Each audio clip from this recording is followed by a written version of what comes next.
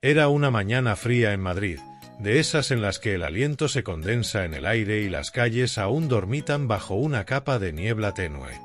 El Congreso de los Diputados, como siempre, se preparaba para otro día de tensiones, discursos encendidos y enfrentamientos que resonarían más allá de sus muros. En el hemiciclo, los escaños comenzaban a llenarse lentamente, con diputados ajustándose las corbatas o revisando sus notas, mientras el rumor de las conversaciones llenaba el ambiente. Entre ellos, Gabriel Rufián, el portavoz de Esquerra Republicana de Cataluña, llegaba con su característica actitud desafiante, esa mezcla de sarcasmo y seguridad que lo había convertido en una figura imposible de ignorar en la política española. Frente a él, en el otro extremo del espectro ideológico, Santiago Abascal, líder de Vox, ocupaba su lugar con esa calma tensa que precede a una tormenta. La sesión de aquel día no prometía ser diferente a tantas otras. El orden del día incluía debates sobre presupuestos, medidas económicas y alguna que otra moción simbólica que, como siempre, serviría de excusa para que los partidos se lanzaran dardos envenenados. Pero nadie podía prever que lo que estaba a punto de ocurrir se convertiría en el tema de conversación de medios, redes sociales y tertulias durante días. Todo comenzó cuando Rufián, con esa habilidad suya para captar la atención, decidió subir a la tribuna con un objetivo claro: ridiculizar a Abascal. Y no era la primera vez. Los enfrentamientos entre ambos eran ya un clásico del Congreso, un duelo de palabras afiladas donde el catalán apostaba por el ingenio mordaz y el líder de Vox respondía con una mezcla de firmeza y desdén.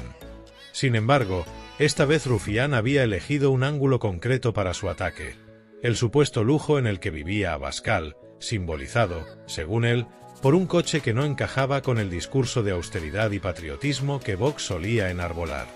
El murmullo en el hemiciclo se apagó cuando Rufián tomó la palabra. Con esa media sonrisa que siempre acompañaba sus intervenciones más provocadoras, empezó a tejer su discurso.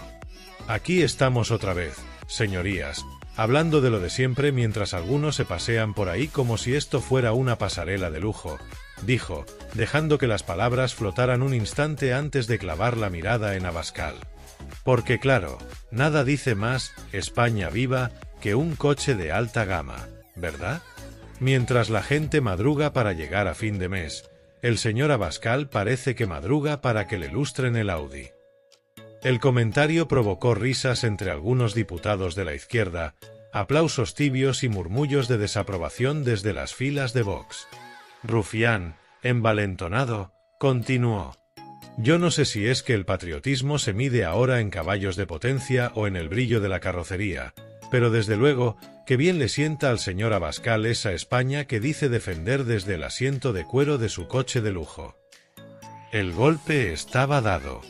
Rufián sabía cómo jugar sus cartas. Un toque de ironía, una pizca de exageración y una crítica que, en teoría, pondría a Abascal en una posición incómoda. Porque, a fin de cuentas, Vox había construido gran parte de su discurso en la imagen de un partido cercano al pueblo, alejado de las élites y de los excesos que atribuían a la clase política tradicional. Un coche de lujo, en ese contexto, era un blanco perfecto para señalar una contradicción. O eso pensaba Rufián. Mientras volvía a su escaño, satisfecho consigo mismo, lanzó una última pulla. A lo mejor el señor Abascal nos cuenta algún día cómo se compagina eso de vivir del cuento con ir en un coche que cuesta más que lo que muchos españoles ganan en años. Las risas volvieron a sonar, y por un momento pareció que Rufián había ganado la partida. Pero el juego no había terminado. Abascal, que hasta ese momento había permanecido en silencio, con esa expresión imperturbable que lo caracterizaba, pidió la palabra. El ambiente cambió de inmediato. Si Rufián era un torero que disfrutaba toreando con florituras, Abascal era un toro que embestía sin rodeos. Cuando subió a la tribuna, no había rastro de esa incomodidad que Rufián esperaba provocar. En su lugar, había una seguridad fría, casi cortante. Gracias, señor Rufián, por su intervención, comenzó, con un tono que destilaba ironía contenida. Siempre es un placer escucharle, porque cada vez que habla nos recuerda porque algunos están aquí solo para hacer ruido y no para construir nada. El comentario arrancó aplausos desde su bancada, pero Abascal no se detuvo ahí. Dice usted que voy en un coche de lujo, que vivo del cuento. Permítame aclararle algo, porque parece que la realidad no es lo suyo, prosiguió, mientras Rufián, desde su escaño, intentaba mantener la compostura. El coche del que habla, si es que tiene alguna prueba de lo que dice, es un vehículo que uso como cualquiera podría hacerlo, pagado con mi trabajo y no con cuentos ni promesas vacías como las que usted lleva años vendiendo. La réplica era directa, sin florituras, pero efectiva. Abascal sabía que no necesitaba entrar en detalles técnicos ni enzarzarse en una guerra de datos. Bastaba con devolver el golpe y cuestionar la credibilidad de su adversario. Pero lo que más me llama la atención, señor Rufián, es que alguien que lleva casi 10 años en este Congreso, sin haber cumplido ni una sola de esas grandes promesas que hizo al llegar, se atreva a hablar de vivir del cuento. ¿Cuánto dijo que iba a durar aquí? ¿18 meses? Y aquí sigue, cobrando su sueldo, calentando su escaño y señalando con el dedo. El hemiciclo estalló. Los diputados de Vox aplaudían con entusiasmo, mientras que en las filas de ERC y otros partidos de izquierda se notaba un silencio incómodo. Rufián, que había comenzado la sesión con la intención de humillar a Abascal, empezaba a sentir como el terreno se deslizaba bajo sus pies. Abascal, lejos de quedarse en la defensiva, decidió rematar. Si tanto le preocupa el lujo, señor Rufián, a lo mejor debería mirarse al espejo. Porque mientras usted se dedica a hacer chistes y a montar espectáculos, otros trabajamos por una España que no vive de postureos ni de promesas rotas. Así que, si me permite el consejo, menos Audi y más autocrítica. El golpe fue devastador. Las redes sociales, que llevaban minutos retransmitiendo cada palabra del enfrentamiento, se inundaron de reacciones. Los seguidores de Vox celebraban lo que veían como una victoria aplastante, mientras que los detractores de Rufián aprovechaban para recordarle sus propias contradicciones. Rufián intentando ridiculizar a Abascal y acaba ridiculizado él. ¡Qué sorpresa!, escribió un usuario en X. Otro añadía, 10 años en el Congreso y todavía no ha dejado el escaño como prometió, pero ojo con el coche de los demás. Los memes no tardaron en aparecer. Imágenes de Rufián con cara de póker, montajes de Abascal al volante de un Audi con el pie en el acelerador y frases como cuando intentas dar un zasca y te lo devuelven con intereses. En el hemiciclo, la sesión continuó, pero el ambiente ya estaba marcado por lo que acababa de pasar. Rufián, visiblemente afectado, intentó mantener la calma. No era la primera vez que recibía una réplica dura, pero esta había sido diferente. Abascal no solo había esquivado el ataque, sino que lo había convertido en un boomerang que golpeó al catalán donde más podía dolerle, su credibilidad. Porque, aunque Rufián había construido su imagen sobre el sarcasmo y la provocación, también era cierto que su promesa de abandonar el Congreso tras 18 meses, hecha en 2015, seguía siendo un arma que sus rivales podían usar contra él. Y Abascal lo había hecho con precisión quirúrgica.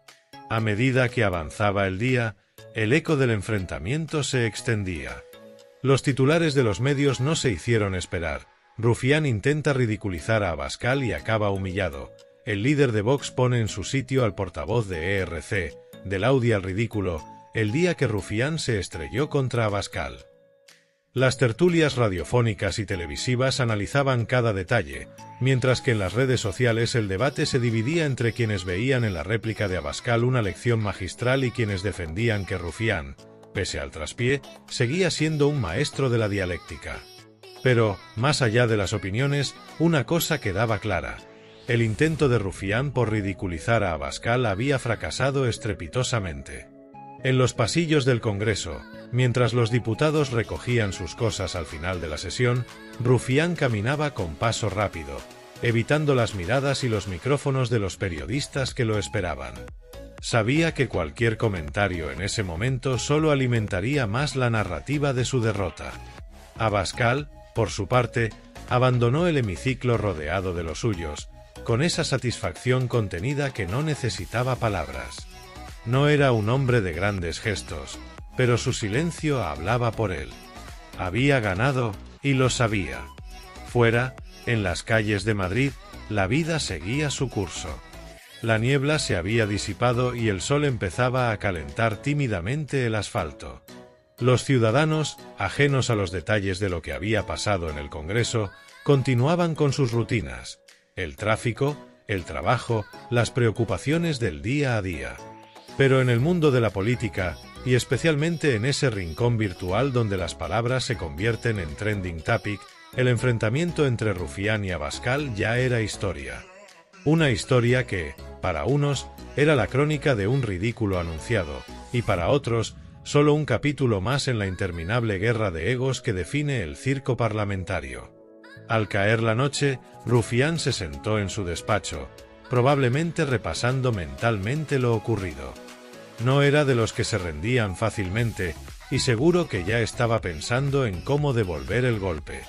Porque, en política, las victorias y las derrotas son pasajeras, y siempre hay una nueva sesión, un nuevo discurso, una nueva oportunidad para ajustar cuentas. Mientras tanto, Abascal, en algún rincón de la ciudad, quizá celebraba en privado su triunfo del día. El Audi, real o imaginario, seguía siendo solo una excusa, un símbolo que Rufián había intentado usar y que, al final, se le había vuelto en contra. Y así, entre risas, aplausos y titulares, el Congreso cerraba otro día de espectáculo. Porque, al fin y al cabo, más allá de los coches de lujo, las promesas incumplidas y los zascas bien dados, lo que quedaba era eso: un escenario donde el ridículo siempre está a la vuelta de la esquina, esperando al que se atreva a subir al trapecio sin red. Rufián lo había intentado, y esta vez había caído. Pero en política, como en la vida, nadie está humillado para siempre. Al menos, no mientras haya un micrófono y una tribuna desde la que volver a intentarlo.